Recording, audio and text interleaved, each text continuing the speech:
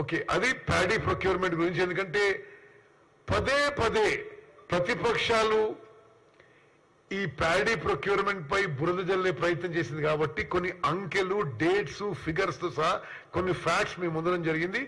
దయచేసి ఈ విషయాలన్నీ మీరు హైలైట్ చేయాలని చెప్పి మిమ్మల్ని రిక్వెస్ట్ చేస్తూ, మొన్న ఒక పెద్ద మనిషి జీవన్ రెడ్డి ఏదో ఈ ప్యాడీ ఆప్షన్ గురించి పిచ్చి పిచ్చిగా మాట్లాడాడు.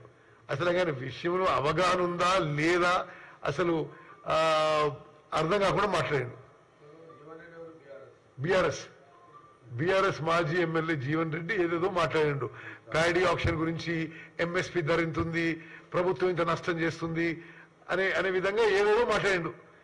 ఇదేదో కుంభకోణం, తక్కువ ధరకి ఎట్లా అమ్ముతారు అంటే విషయం అవగాహన చేసుకోకుండా అట్లా మాట్లాడడం ఏదో తప్పుదో పట్టించే ప్రయత్నం జరిగితే నేను కొంత setting the record street. MSP operations, ఈ కనీస మద్దతు ధర అనే ఆపరేషన్స్ భారతదేశం మొత్తంలో రైతుల సహార్థం చేపడతారు. ఇదేదో ప్రాఫిట్ మోటివ్తో కాదు. ఇప్పుడు రైతులకి కనీస మద్దతు ధర కంటే ఎక్కువ వస్తే వాళ్ళు ఎట్లా గవర్నమెంట్ ప్రొక్యూర్మెంట్ సెంటర్స్ కి రారు. అది మేము ఇన్సిస్ట్ చేసేది కూడా లేదు.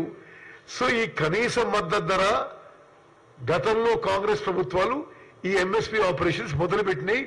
ఇది రైతులు డిస్ట్రెస్ సేల్ చేసుకోకుండా కాపాడటానికి.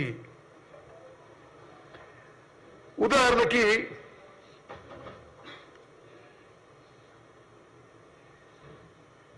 నేను నెక్స్ట్ స్లైడ్ చూపెడతా మీకు. Next slide పెట్టినమ్మా. టిఆర్ఎస్ ప్రభుత్వంలో అంటే ఆయన ఏమన్నాడంటే ఎక్కువ ధరకు కొని తక్కువ ధరకు అమ్ముతుండ్రు అనేది చెప్పిండు ఆయన.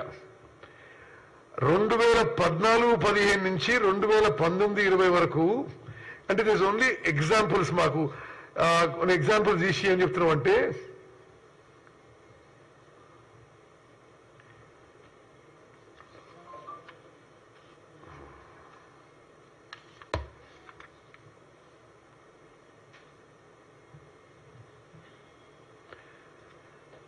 ఏ సంవత్సరంలో ఎంత ధరకి కొనుగోలు చేసిండ్రు, ఎంత ధరకి అదే ప్రభుత్వం అమ్మిందని మీకు మొత్తం చెప్పాలంటే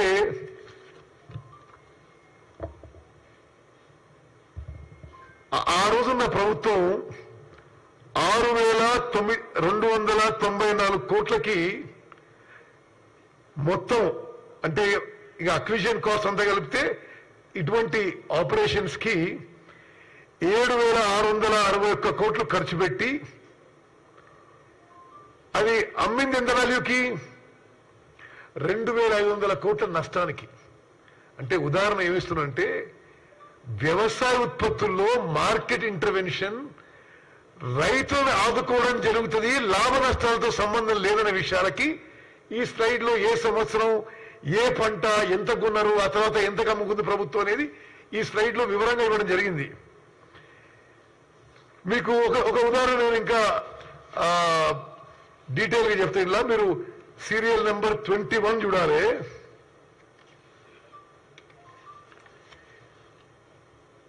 యాసంగిలో మొక్కజొన్న 260 కోట్లకి కొనుగోలు చేసి ఆనాటి ప్రభుత్వం 960 కోట్లకు అమ్మింది.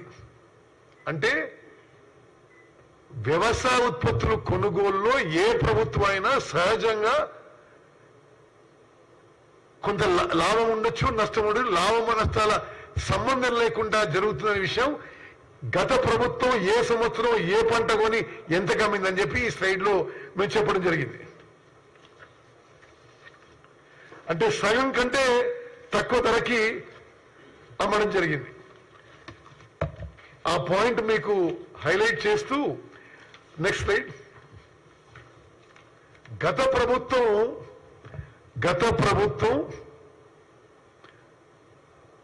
వాళ్ళు ఎక్కువ స్టాక్ లో ఉన్న యాసంగి ధాన్యాన్ని